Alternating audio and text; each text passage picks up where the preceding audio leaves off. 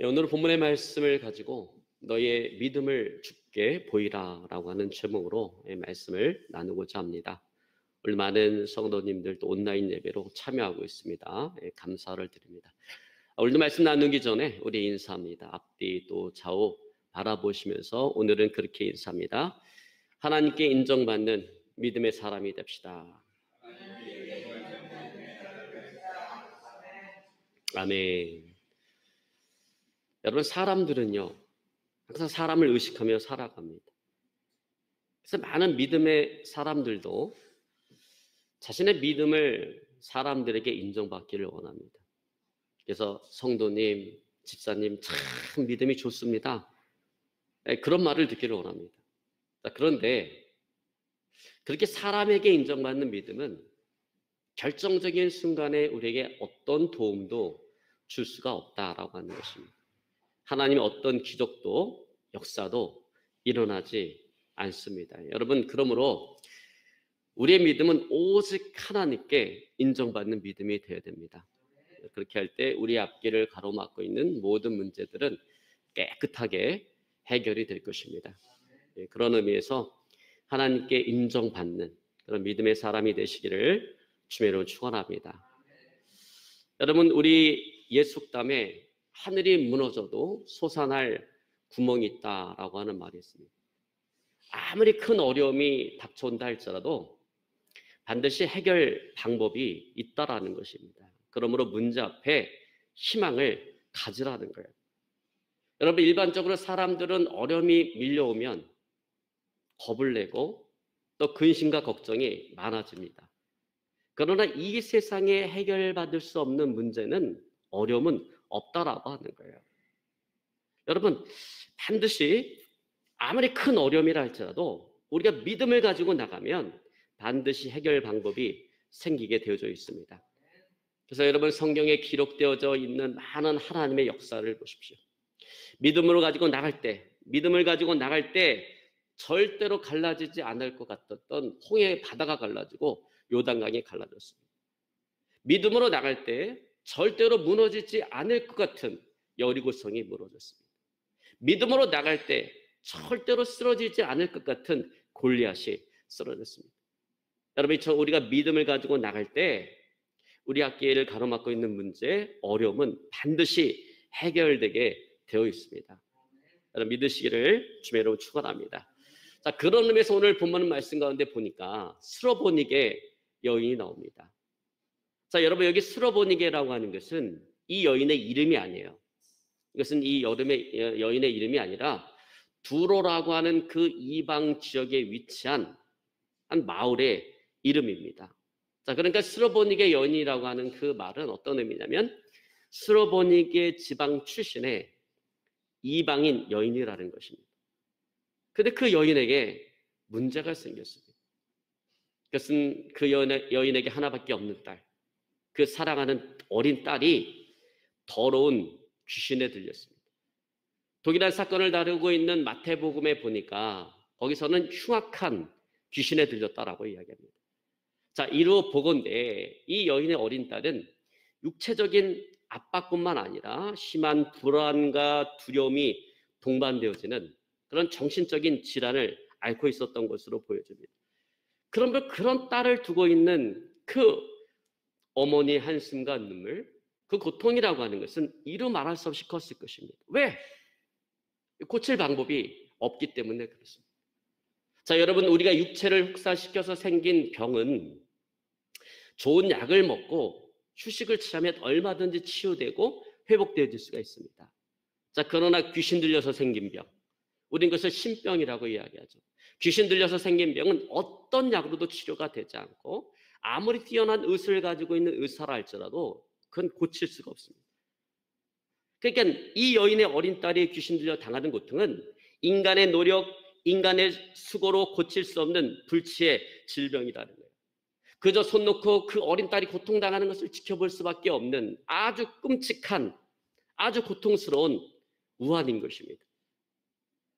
자, 여러분, 이처럼 어린 딸이 더럽고 흉악한 그 귀신에 들려서 고통당할 때 그 어미의 마음은 어떻을까요? 그 엄마의 마음은 어떠할까요? 자녀가 고통당할 때 모든 부모의 마음은 똑같습니다. 그 자녀의 고통을 내가 대신 받을 수 있다면, 그래서 자녀가 조금 편해질 수 있다면 얼마든지 그 고통을 대신 받기를 원합니다. 여러분, 그것이 이 땅에 살아가는 모든 부모의 마음일 것입니다. 자, 그런데 대신 그 고통을 받고 싶어도 그 고통을 대신 받을 수가 없는 것입니다. 그러게 고통당하는 그 자녀를 보고 있는 그 부모의 그 마음, 그 고통이라고 하는 것은 몇 배나 더 큰 고통이라는 거예요. 정말 가슴이 찢어지는 듯한 그런 아픔과 고통이라는 것입니다.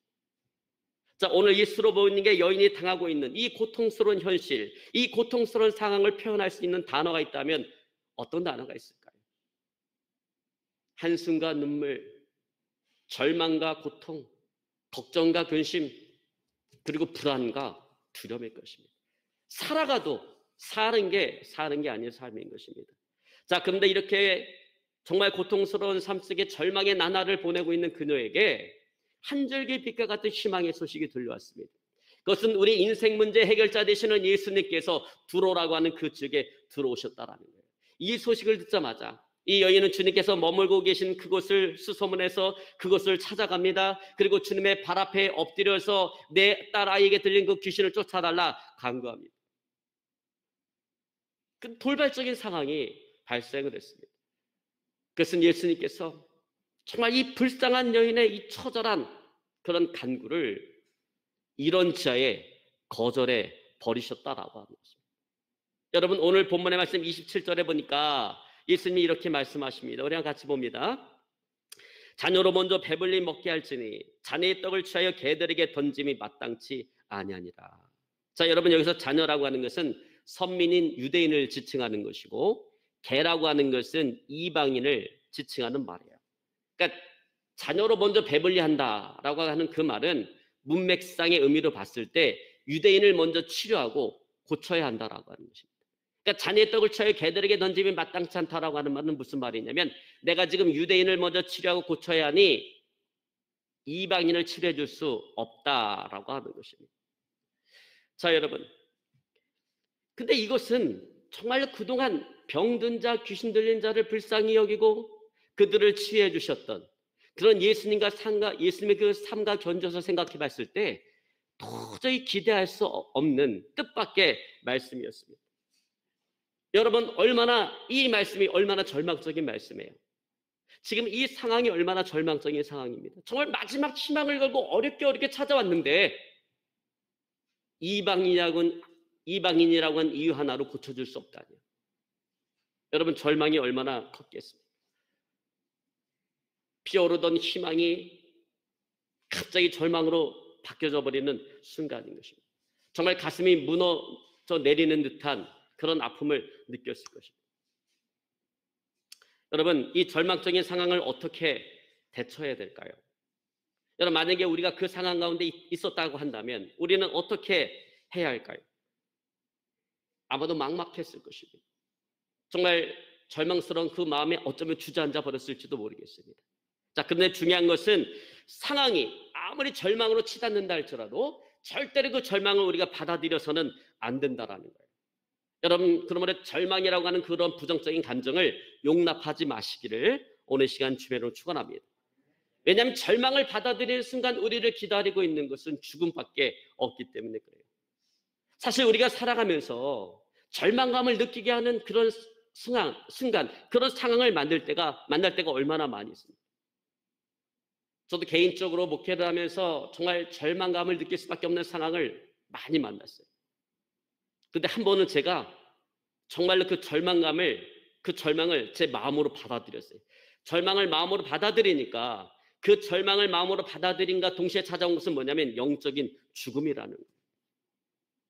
아무것도 하기 싫고 할 자신도 없고 어딘가 도망가서 나 혼자 그냥 없는 듯이 살아가고 싶고 죽고 싶은 마음이 내 마음 가운데 가득 차 있습니다. 살아있다라고 하는 것 자체가 지옥처럼 느껴진다라고 하는 거예요. 정말 철학자 키에르케고르의 말처럼 절망이라고 하는 것은 죽음에 이르는 병인 것입니다. 여러분, 그런 이야기가 있어요. 한 무더운 여름이었습니다. 한 젊은 청년이 더위에 지쳐 헐떡이고 있었습니다. 근데 그 앞에 보니까 창고형 냉동실이 보였어요. 그걸 보는 순간 속으로 생각했습니다. 저 안에 들어가면 얼마나 시원할까. 그리고는 그 호기심을 뿌리치지 못하고 냉동실 안으로 들어갔는데 그만 척척하더니 문이 잠겨져 버렸습니다. 근데 그 냉동실은 구조상 안에서는 도저히 문을 열 수가 없다라는 거예요. 누군가 밖에서 그 문을 열어줘야 되는 거예요. 그래서 안에 사람이 있다라는 것을 알리기 위해서 끊임없이 문을 두드렸음에도 불구하고 아무도 그 문을 열어주지 않았습니다. 그래서 이 젊은이는 절망했어요. 아, 이제 내가 여기서 이제 얼어 죽겠구나라고 생각했어요. 그렇게 이틀이라고 하는 시간이 흘러갔고 이틀 뒤에 누군가 그 문을 열었을 때 정말 그 안에는 젊은 청년이 한뚝 웅크린 채 싸늘하게 죽어 있었습니다. 근데 놀라운 것은 뭐냐면 그 냉동실은 고장이 나서 작동되지 않고 있었다라고 합니다. 그 안의 온도는 사람이 살아가기에 적당한 섭씨 15도였고 산소도 충분했습니다. 그럼에도 불구하고 그 청년은 싸늘하게 웅크리고 죽어 있었던 것입니다. 여러분, 왜 그는 죽었을까요? 무엇이 그를 죽게 만들었을까요? 차가운 기온이 그를 죽게 만든 것이 아니라 절망이라고 하는 그 독이 그를 죽게 만든 것입니다. 여러분, 그래요. 절망의 끝은 이와 같이 죽음으로 몰아가는 것입니다. 그러면 여러분, 우리가 살아가면서 상황이 아무리 우리를 절망으로 몰아간다 할지라도 절대로 우리가 그 절망을 받아들여서는 안 된다라고 하는 것입니다. 여러분, 모든 선택은 우리의 문제예요.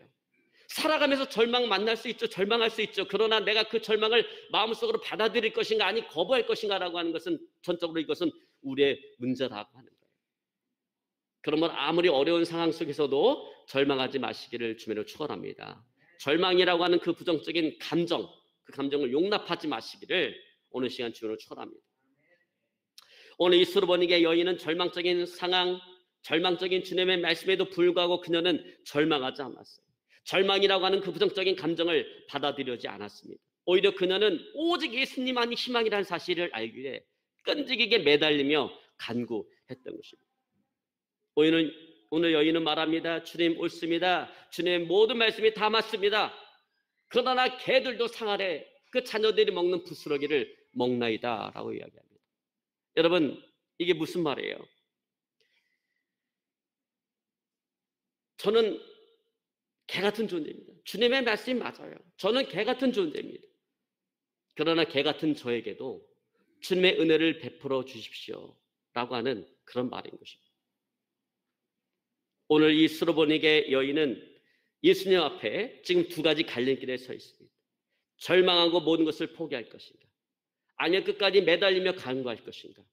근데 여러분, 우리도 인생을 살아가면서 항상 우리는 예수님 앞에 두 가지 갈림길에 서 있다라고 하는 거예요. 절망하고 될 대로 되라는 식으로 인생을 포기하며 살아갈 것인가, 아니면 끝까지 매달리며 간구할 것인가. 여러분, 끝까지 매달리며 간구하는 자 되시기를 오늘 시간 주변에 축원합니다. 시편 41편 1절에 보면 시편 기자가 이렇게 말합니다. 하나님이여 사슴이 시냇물을 찾기에 갈급한 같이 내 영혼이 주를 찾기에 갈급하니이다. 여러분, 시냇물을 찾는 사슴은요, 절대로 물을 찾는 그 노력을 포기하지 않아요. 왜냐하면 물을 찾는 노력을 포기하는 순간 그를 기다리고 있는 것은 죽음밖에 없기 때문인 것입니다. 그래서 건기에 비가 오지 않고 정말 물 한 모금 구할 수 없는 그 광야길을 사슴이 물을 찾아 헤매고 다녀요. 근데 이 사슴은요, 내가 그 물을 찾다 혹시 물을 찾지 못해서 내가 죽을지언정 절대로 그 물을 찾는 노력을 포기하지 않는다라고 하는 것입니다. 여러분, 마찬가지. 저 여러분, 우리들도 문제 앞에 그런 사슴과 같은 심정으로 우리는 예수님을 찾아야 된다는 것입니다. 그래서 내가 망하더라도 나는 절대로 주님을 놓지 않으리라. 내가 혹시 죽더라도 나는 끝까지 주님을 붙들리라라고 하는 그런 심정으로 우리가 예수님을 찾아야 되는 것입니다. 여러분, 물을 찾는 사슴과 같은 그런 심정으로 하나님께 나가고 주님을 찾는 저 여러분의 삶이 되어줄 수 있기를 주님으로 축원합니다. 자, 오늘 우리는 이 수르보니게 여인에게서 정말 신앙의 본을 삼을 만한 네 가지 모습을 보게 되어집니다. 첫 번째는 뭐냐면 겸손인 것입니다. 25절에 보면 그런 말이 나와요. 그 발 앞에 엎드렸다.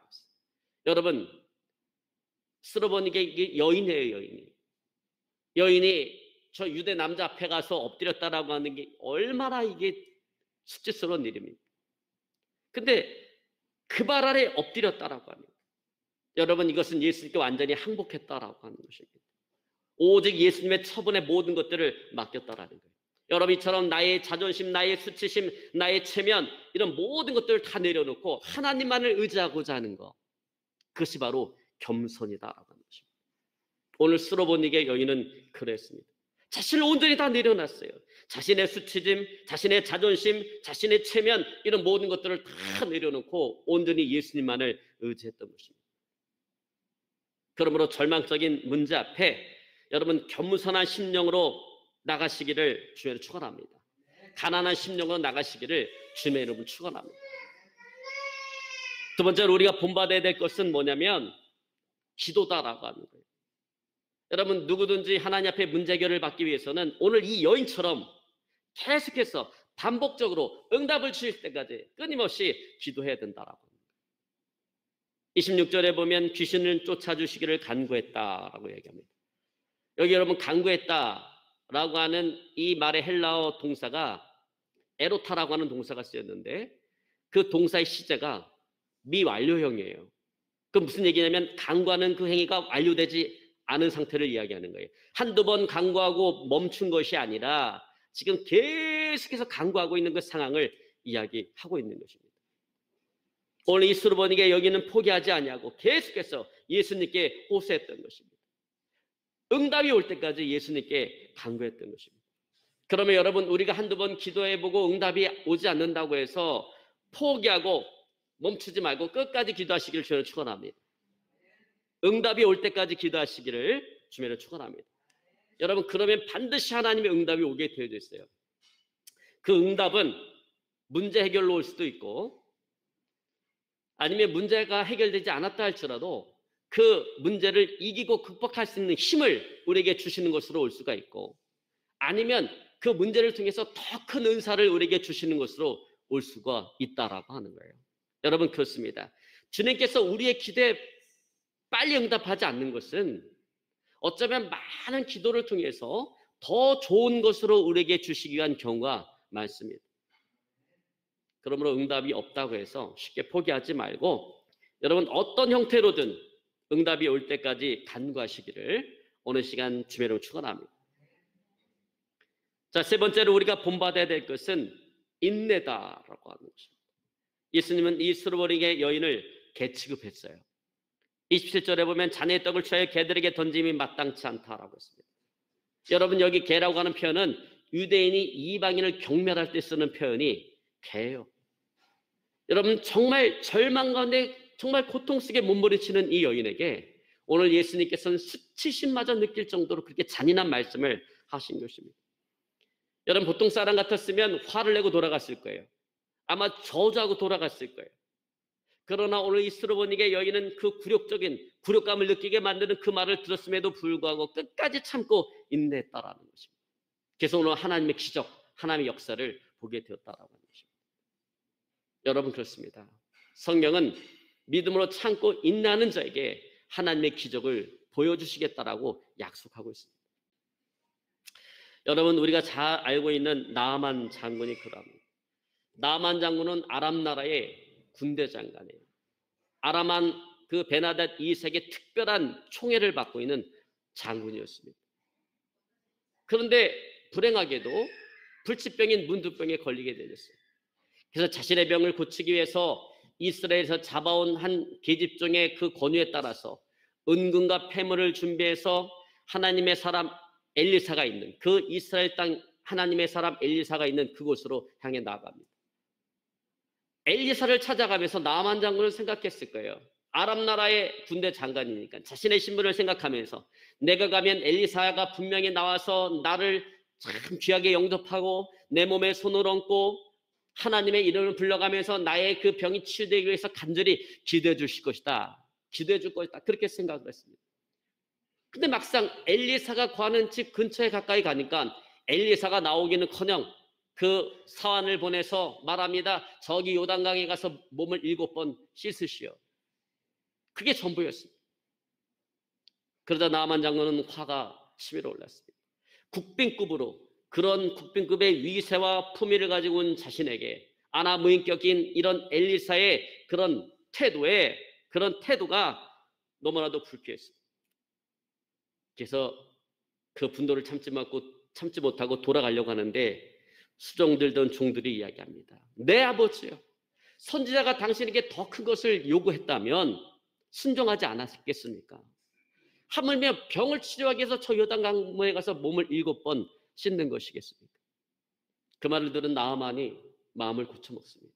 군대 장관이라고 하는 자신의 신분, 자신의 명예, 자신의 체면, 자신의 자존심, 자신의 그 어떤 수치심, 이런 모든 것들을 다 내려놓고 오늘 엘리사의 말에 순종해서 그 요단강물에 들어가서 7번 몸을 씻었을 때 그 문둥병이 깨끗하게 치료되어지고 어린아이의 살같이 쉬게 되어졌습니다. 여러분, 아람왕의 군대 장관으로서 흙탕물에 들어가서 요단강물이 깨끗한 물이 아니에요. 아주 더러운 흙탕물인데 그 요단강물에 들어가서 한 번도 아니고 7번 몸을 씻는다라고 하는 게 이게 쉬운 일이 아니라는 것입니다. 엄청난 인내를 필요로 한다라고 하는 것입니다. 수치심을 내려놔야 되고 끊임없이 밀려오는 그 의심을 물리쳐야 된다라는 거예요. 내가 정말 나을 수가 있을까? 내가 정말 치료될 수 있을까? 괜히 쓸데없는 행동을 해서 망신만 당하는 것은 아닐까? 이걸 물리쳐야 된다라고 하는 것입니다.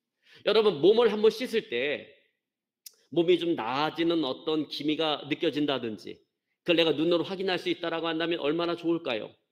그러면 요단강물에 가서 몸을 씻는 게 어려운 것이 아니라 큰 기쁨일 것입니다. 행복감일 것입니다.